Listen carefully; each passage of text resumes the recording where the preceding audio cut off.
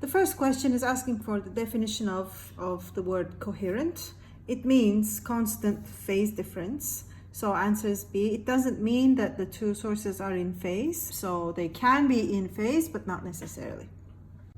Question number 2 is asking which one of the labeled lines is the path difference 1.5 lambda.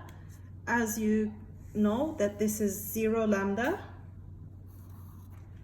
that would be 1 lambda, the first constructive, and that would be 2 lambda. For the destructive, this would be lambda over 2, and this would be 3 lambda over 2. It's asking for this, so answer is C. Diffraction is a property of all waves, 3 is D. In superposition, pulses would not affect each other. They would impact the shape of the string as they pass through each other, but they wouldn't be different after they pass through. So answer should be B, as this one would continue and the top one would continue like this. So answer is B. Question number 5 is asking for the shape of acceleration versus displacement graph on simple harmonic motion. We know they are directly proportional and always in the negative direction of each other. That gives D. Sound waves move faster in warm air than in cold air. So this is the medium, this wave is moving faster, and this is where it's moving slower. That means the angle with the normal should be larger here in this medium than in this medium. If this is the incident wave, the angle with the normal, which is this, must get bigger. So answer can be as shown in 3.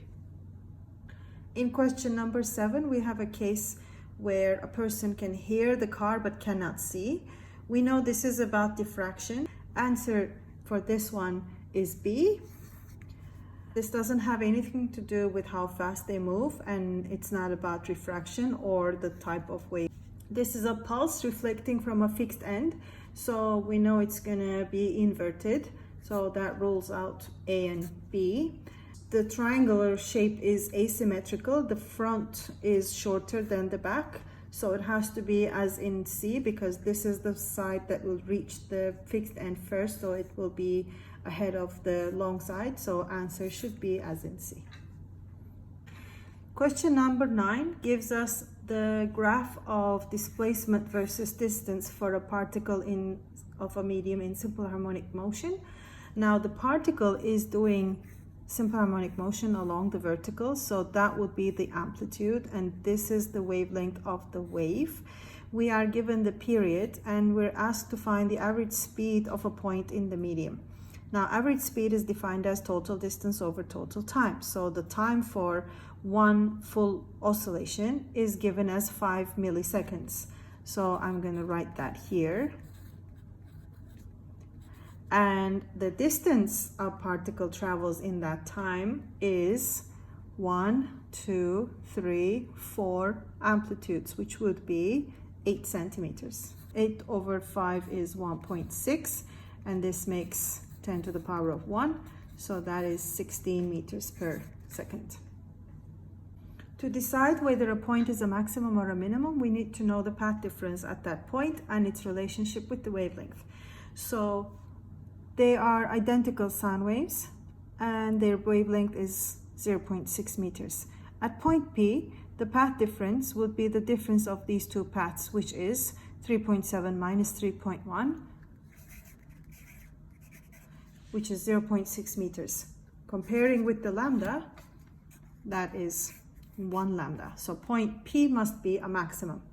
Looking at point Q, the path difference should be 0.3 meters, which is equal to half a lambda, which we know that has to be a destructive interference point. So point P must be a maximum, point Q must be a minimum. Answer is B. Question number 11 is asking about a standing wave, the particles between two successive nodes. So I represent a standing wave here. Between two successive nodes, we're talking about the particles in this region. The amplitude is obviously not the same for all particles, because the amplitude of all particles in a standing wave are all different. So we cannot go with amplitude. The energy would also be different because the amplitude is different? Well, this one, which has maximum amplitude, will have to travel more distance than this one, for example, in the same amount of time. So the energy of each particle is not the same. We also know the intensity depends on the amplitude squared anyway, so energy cannot be the same. Their frequency is the same. That leaves B as our answer. We know when a wave refracts, the speed and the wavelength in the two mediums are directly proportional, and these are both inversely proportional with the refractive index of each medium. So the speed ratio of x to y would be the index of refraction ratio of y to x, and that will be also the same for the wavelength. X to y would be ny over nx ratio. That gives us B. Question number 13 gives us a standing wave fundamental frequency F formed in a pipe that is open at both ends, which would look like this. And if one end is closed, the fundamental standing wave would look like that. To relate the two frequencies, we need to relate the wavelengths of these two. This wavelength should be twice of that wavelength, because this length corresponds to half a wavelength, and that the same length corresponds to quarter of a wavelength. So this wavelength is twice of the first one, which means the frequency should be half of the first one, which gives us B. In question number 14, we're given two waves S and T of the same frequency in the same medium, so their speed would be the same. We also know the amplitudes of these waves. If amplitude of S is A, amplitude of T would be 2A, because we're given that they are 2 and 4. We're asked to find the ratio of intensities. I'm going to use this relationship. Intensity is proportional to the square of amplitude. Well, if amplitude is twice, that means the intensity would be 4 times bigger. Since the question is asking for the ratio of intensity of T to the intensity of S, 4I over I would give us 4. On a standing wave, each of the particles between two successive nodes are in phase, and the relationship of these points and these points would be pi out of phase. So for any point on standing waves, the phase difference would either be 0 or pi. If there was a third part to this standing wave, these would be in phase and these would be pi out of phase. And the next one, these would be in phase, these would be in phase, these ones and these ones would be pi out of phase, etc. So in standing wave phase relationship questions, the answer either has to be 0 or pi. Since we're comparing a point in this section and that section, the answer is pi because they are pi out of phase. In question number 16, we know point P is a destructive interference point, and the path difference at P is 0.6 meters. This means 0.6 must be following that relationship. Looking at the choices, we know that 0.6 is a multiple of a half lambda. The only possible value given among these options is 0.4. If wavelength is 0.6, this is 1 lambda, it would be constructive. If wavelength is 0.3, 0.6 would be 2 lambda, again that would be constructive. If wavelength is 0.2, 0.6 would be 3 lambda, which would also be constructive. But if wavelength is 0.4, 0.6 is 3/2 of 0.4, which means it will follow this relationship, making it a destructive interference point. Question number 17 is about knowing the order of increasing or decreasing frequency in the regions of the electromagnetic spectrum. You should know that the answer is C for the order of decreasing frequency. To answer question 18, we need to remember Malus's law. As this angle changes from 0 to 90 degrees, the intensity should decrease, and it should follow a cosine squared graph. So answer can only be B or D, and we know this is not going to be linear. Answer will be D. To answer question 19, we need to remember the two-source interference formula. The question has blue light initially, which is replaced by red light. That means wavelength is increased. What additional change is needed so that the lines of constructive interference remain in the same angular positions? That is saying to keep the ratio S over D the same. So if we want to keep that the same and we're increasing wavelength, we have to increase the D, which is the slit separation, to keep the ratio constant. Therefore, answer is D. To answer question 20, I added this diagram. We're looking to find the point which is at the center of a compression. The answer is B, and here is why. Particle at x equals 1 have the particles on its left displacement towards the right. That means these particles here have been shifted to the right. Looking at the diagram, the particle on its right have a displacement to the left. So the particles on its right have moved to the left. You can see that this particle has been compressed. Particle at x equals 3, the particles on its left have a displacement towards the left. Particles on its right have a displacement towards the right. Particle at x equals 3 would be at the center of our rarefaction. We're looking for the particle at the center of a compression, so answer is B. We know that the definition of simple harmonic motion is about relating acceleration and displacement, and that they're always in opposite directions. Answer to question 21 is D. Question 22 is similar to a question we just discussed. The frequency in this pipe is given as 200 Hertz, where the wavelength would correspond to 2L. If one end is closed, the wavelength formed for the first harmonic would be equal to 4L. We see that the wavelength has doubled, which means the frequency will be halved. Therefore, this frequency would be 100 Hertz. Unpolarized light incident on the first polarizer, which follows into a second polarizer, and the outgoing light is the transmitted light in this question.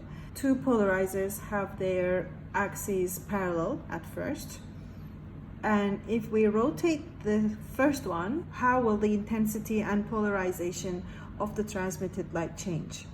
Now, unless you rotate the second one, the axis of polarization of this transmitted light will not change. The outgoing will always have the axis that is due to this second one. So the polarization axis should not change, but the intensity will change because the angle between the two will now be different. According to Melisse's law, the outgoing intensity will depend on the angle. So answer will be A. In question 24, you should know that ultrasound is not an electromagnetic wave. All of these are sections of the electromagnetic spectrum. Answer C. Question 25 gives us the distance between two crests as 20 meters, which would be the wavelength. We also know a surfer rises a vertical distance of 4 meters from trough to crest. That would be 2 times the amplitude in a time of 2 seconds. So if the time from rising from a crest to a trough is 2 seconds, that's half the time period for one full wave. That gives us the time period as 4 seconds. Speed would be wavelength over the time period, so 20 over 4. The speed of the wave is 5 meters per second. Question 26 is again a question about how we hear a musical instrument when we don't see it around the corner. We know this is defining diffraction. Question 27 gives us a wave snapshot which is moving towards the right. A point here on the marker, a quarter period later, will be at position A. That's because quarter period later, the wave will have shifted to this position. So from here, quarter period later, the point will be at position A. Another way to answer this question is look at the previous particle on the snapshot a quarter wavelength before, which would be this point. So a quarter period later, that's the position of the particle, which will be the position of this particle a quarter period later. Both methods give you the answer A. In question 28, we have two pulses moving towards each other. So we're looking at a superposition question, which diagram shows a possible combination of the two pulses after a short time. This is where you need to use your imagination and overlap these pulses and check whether the options make sense. You need to realize that this has an amplitude of 3 boxes and this has an amplitude of 2.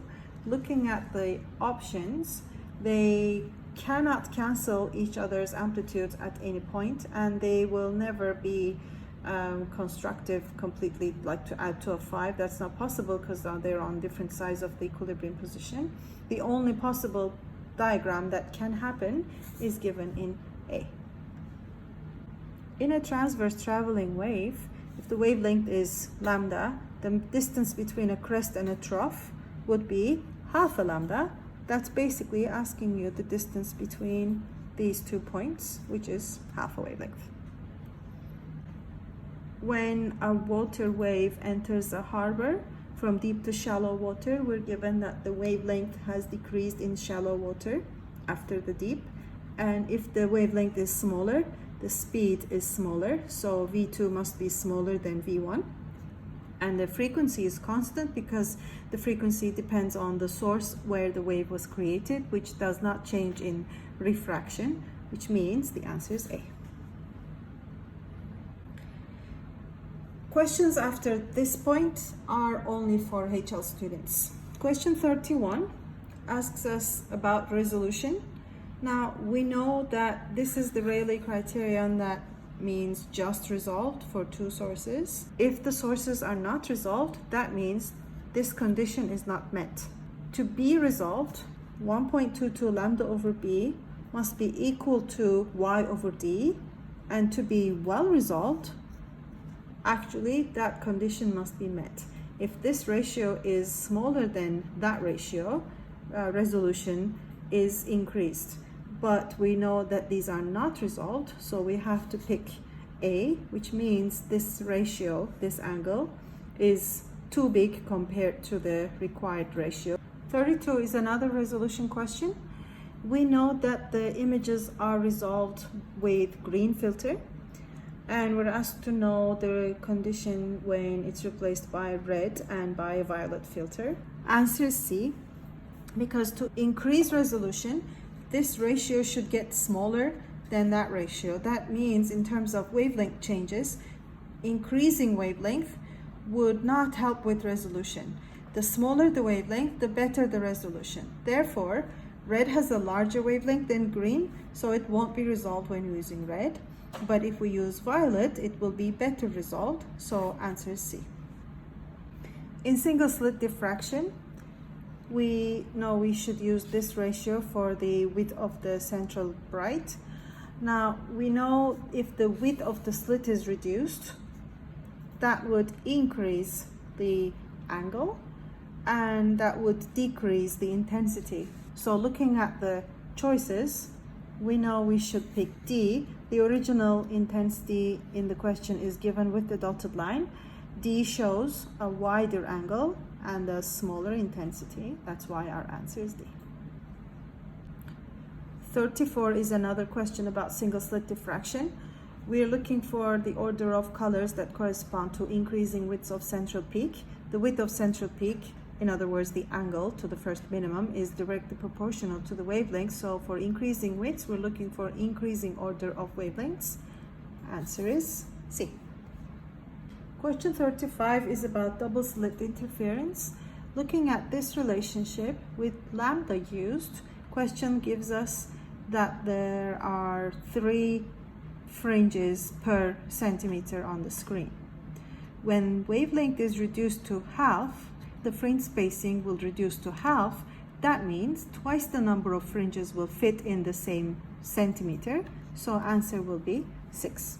To give you a visual representation of this question, when lambda wavelength is used, that would be the fringe separation S.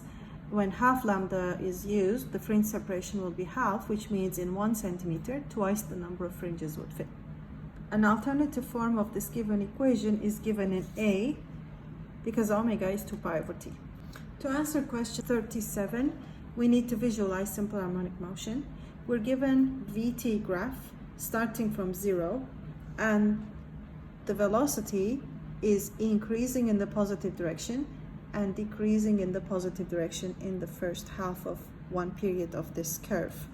That means the graph has started here when V is 0, here. It can either be here or here, but if it had started here, it would have been moving backward, but we're given it's moving forward. So at t equals 0, the graph starts at this point and it reaches maximum, and then slow down, stop, starts going backwards, speed up, maximum here, slow down, stop, and that's this point. The corresponding acceleration time graph would be as shown in B, because at t equals 0, at this location, that's where the acceleration is maximum in the positive direction because it's in the negative displacement, and it reaches a 0 value at that point, which is quarter period, so there, and half a period later it reaches a negative maximum, which is what it would be here, over there, and completing one cycle would reach a maximum value. So answer is B.